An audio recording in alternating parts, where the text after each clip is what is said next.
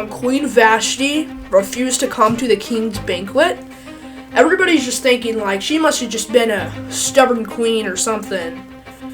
But actually, there's a whole nother reason why she did this. And she actually made a very righteous decision here. When people read Esther, they are really confused because God isn't mentioned once in there. But yet he is. It's just hard to spot, but God is mentioned in there several times. Cinema has made Esther something that it's completely not.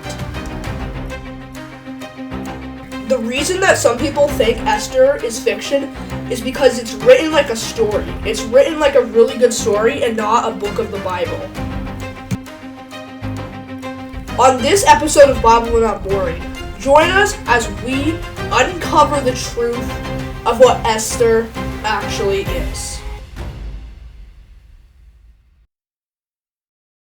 Okay, everybody, welcome to Bible But Not Boring, episode 12. Take 4. Take 4. No, 3. I'm pretty sure it's 3. Anyway, this is episode 12. You come after my game. I threw you off your game. Yeah. We're starting Esther now. Yeah. Is it Esther or Esther? Esther. Esther? I always thought it was Esther. No.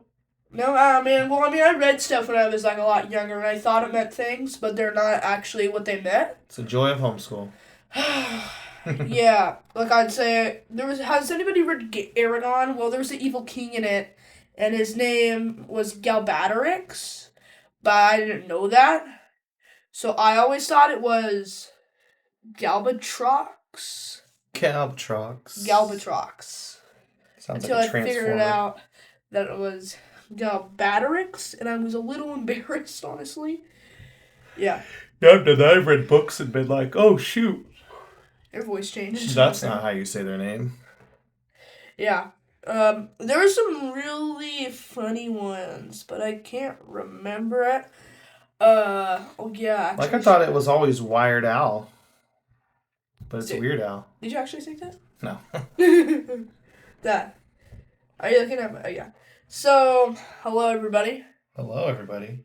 This is Esther. Esther. It's Esther. All right, let's get it done. Okay, this is Esther. We're gonna see. We might get through 2 chapters. We might get through 1. We're just gonna see. Oh yeah. Before we start, okay. The other night we got some new sleepy medicine. We all took it, and we just fell asleep unconscious. Remember? Yes. Chamomile and valerian and stuff will do that. Yeah, that stuff was awesome. It was like this little tongue strip. I totally recommend it if you're having the hardest time sleeping in the world, because it knocked me out. And I'm a rough sleeper. Yeah. It knocked me out. All right, you want to get started? Yeah. There's a lot of interesting stuff in this, so without further ado, let's get started. All right. So, I'm considering... Wait! Oh, yeah. Okay. Before we read Esther, I have some introduction things that I would like to say. Mm-hmm. Alright. So, has anybody read the book Daniel? Have you read Daniel? Mm-hmm. So, at the end, the Jews are brought out of Babylon into Persia, remember? Okay. And then Esther is chronologically right after Daniel. Oh, okay. And this is about the Persian Empire from 550 BC to 330 BC, 220 years.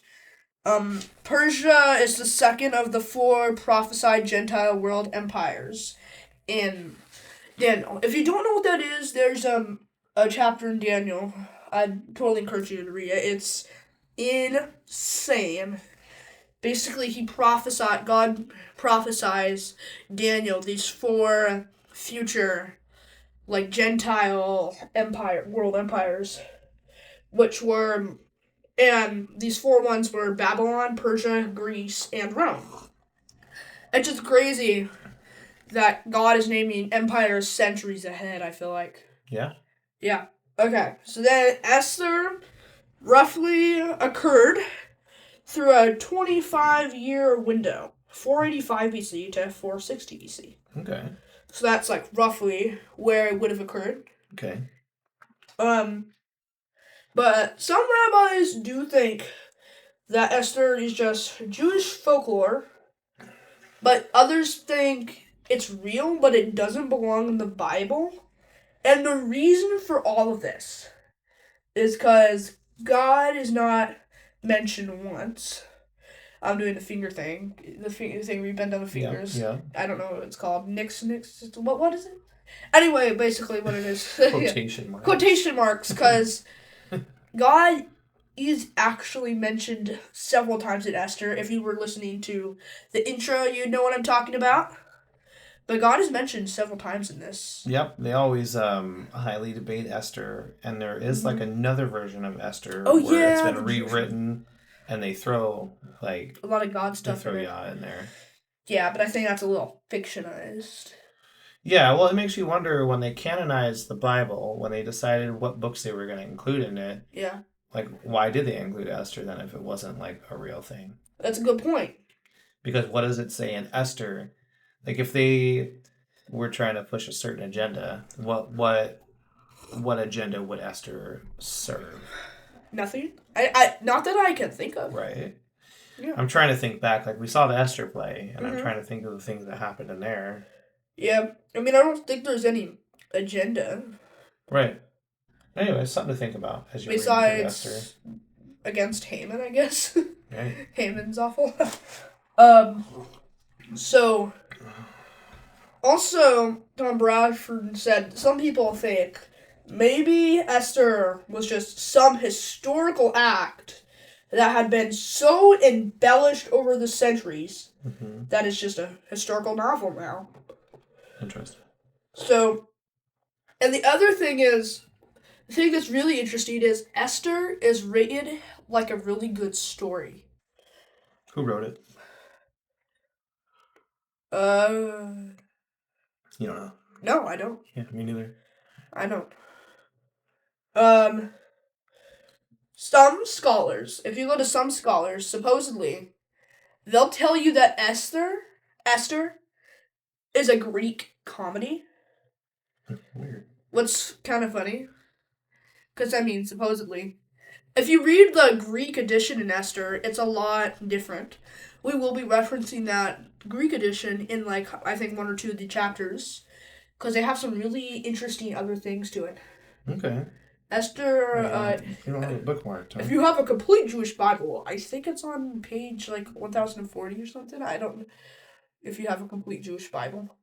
I don't know. I'm listening to Tom Bradford, and he says if you have a complete Jewish Bible, it's on page blah, blah, blah. But whenever I look on that page... He's got a different edition, though, I think. Yeah. Because that's Ezra. We both have a CJV. So Ezra is after Daniel on this one. Yeah. So another note that Tom Bradford makes is the Bible is made for ordinary people to understand. But in our era, people find the Bible too boring or too hard to read or too much information. 1048. But then there's Esther, which is a fast-moving, funny, dramatic, and enjoyable story. I mean, it's very enjoyable. Yeah? Mm-hmm. It does make like a good play. There is also no archaeological evidence on the book Esther. Oh, really? Nothing. So, this just continues to stir up the rumor, was Esther fake or was Esther real? So, Tom Bradford says, I see in Esther this random hate from Jewish people that comes from nowhere. You know? Mm-hmm. I see what he's saying, because Jews have been so much hated on. This says the fact that so many Jews did not return to Israel points to their reluctance in identifying with the God of Israel. I know we're actually going to talk about that later. Perhaps the geographical displacement and spiritual indifferences of the Jews helps explain the absence of such terms as temple sacrifice, Torah, prayer, and even God. Yeah, I see what it's saying. We're actually going to talk about that later, but I guess we might as well bring it up now.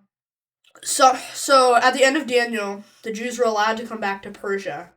Come back to Jerusalem, Mm-hmm. but nobody wanted to because Judah was a disaster place, and they would have nowhere to live, and they'd have to sleep in temporary booths. Holiday Sukkot kind of comes up there, and they would have to rebuild. And plus, Persia was homeland. Persia and Babylon became their homeland because they've been there for like over a century. So people are just used to living there and they feel more comfortable than in Persia than they would in a destructed Jerusalem. You know what I mean? Yeah. So that totally isn't okay. They should be going to Jerusalem, but just as you said, it shows like the Jews. Yeah. Yeah. All right. So without further ado,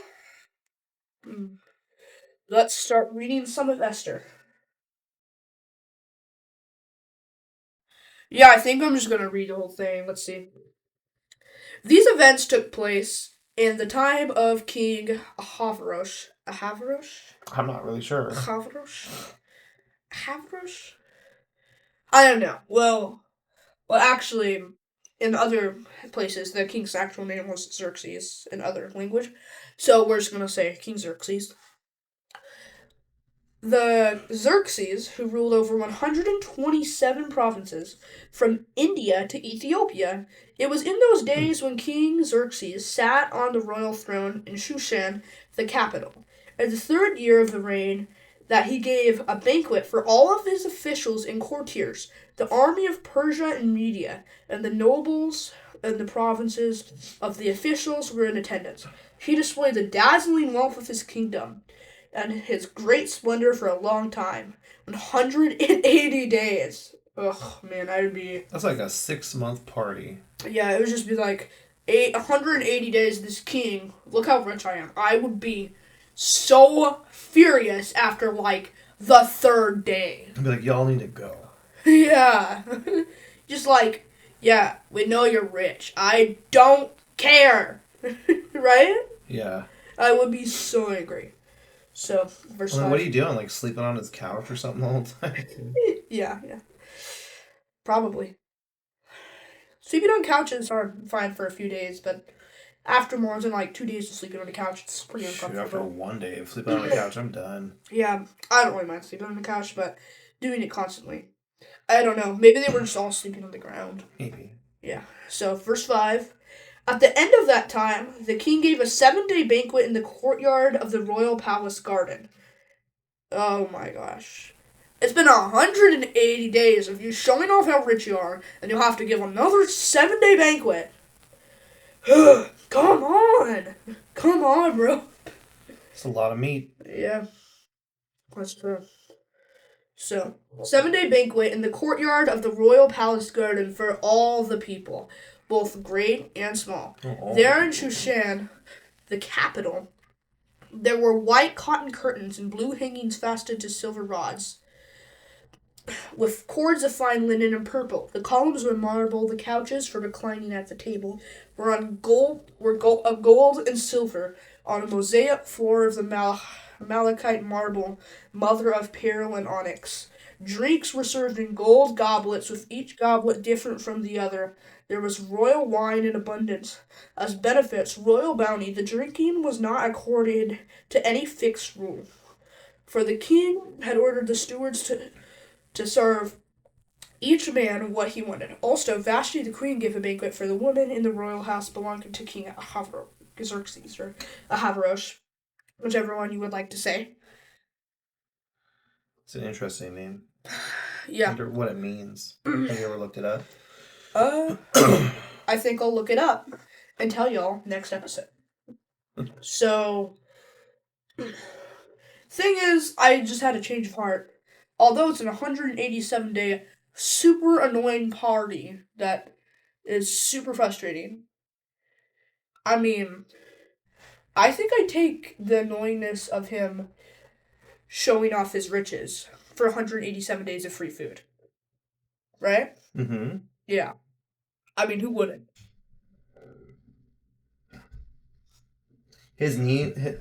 Xerxes means ruler over heroes or ruler over men. Oh, really? Yeah. That's probably the most appropriate name for a king. Yeah. Huh. So, also, it's like, yeah, really good name for a king, man.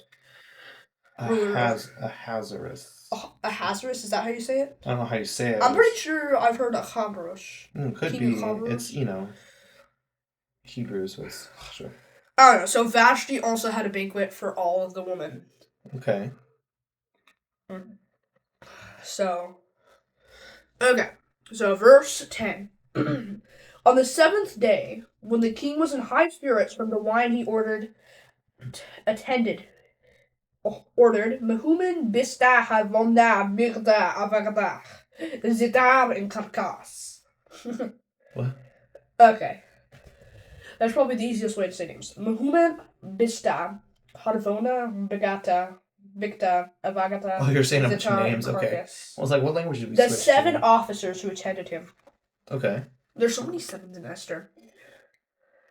To bring Queen Vashti before the king with the royal crown, in order to show the people and the officials her beauty, for she was indeed a good-looking woman.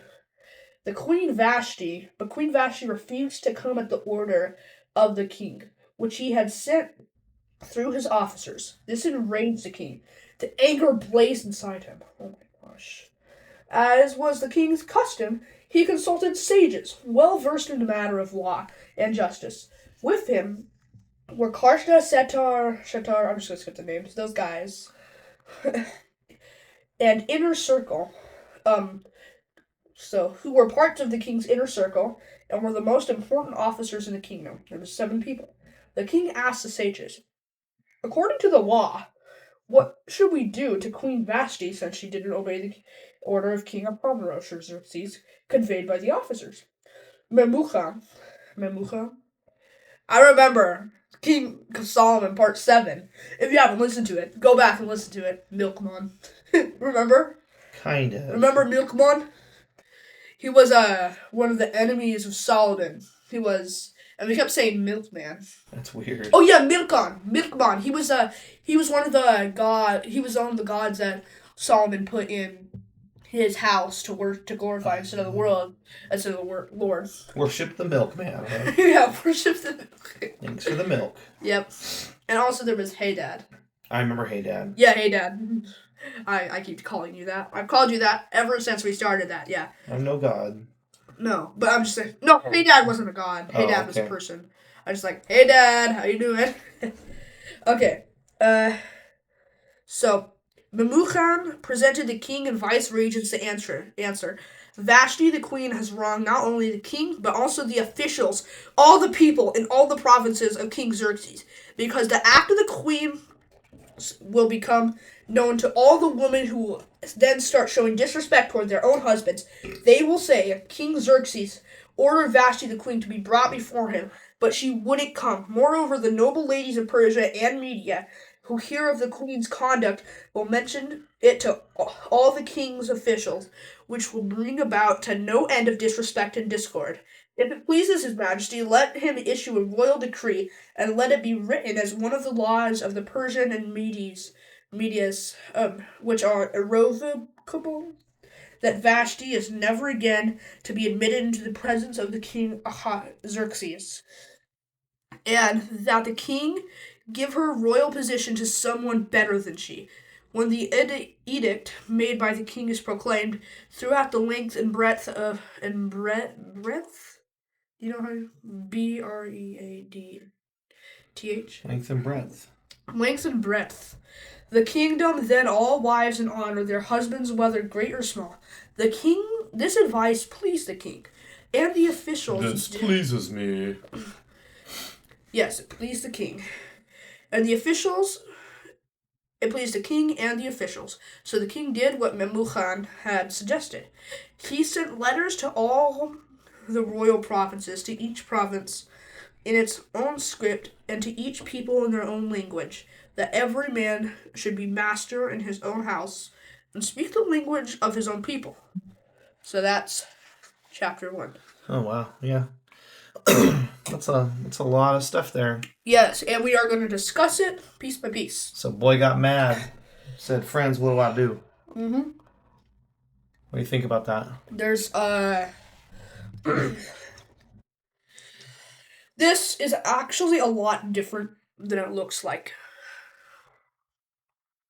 Okay. So let's start. Esther sets the story, but it's told like a story. Mm-hmm. If you read a chapter of any Bible, it will just jump straight in. But in this, it like sets the story. It's told like a story. This is another like piece of confusion why people say that Esther is told like a story. So in this story, the Persian Empire is around 50 years old now. So King Cyrus I wanted to be hospitable. And in the Esther story, King, he was far from hospitable. He was more hostile. But he wasn't purposefully. And honestly, we have mistakenly been talking about a lot of interesting personality kings on this show. Yeah. King Solomon for sure. Sure. And now King Xerxes is a big part of this story. Because he wasn't unlike King Solomon. He wanted a big ego and a big reputation. He was literally spending half a year trying to show everybody his riches. I would be so furious. Right. Yeah, that's pretty annoying. But I mean, again, I do it for the free food. I get through the irritation for the free food. So, the 7 royal courtiers go to Vashti with the king's command. And no reason is given for her refusal. And here's a lot of stuff, okay? So, Rabbi said that she was supposed to appear wearing the crown and nothing but the crown. So, that might have been why. But also, Don Bradford does say that a lot of rabbis can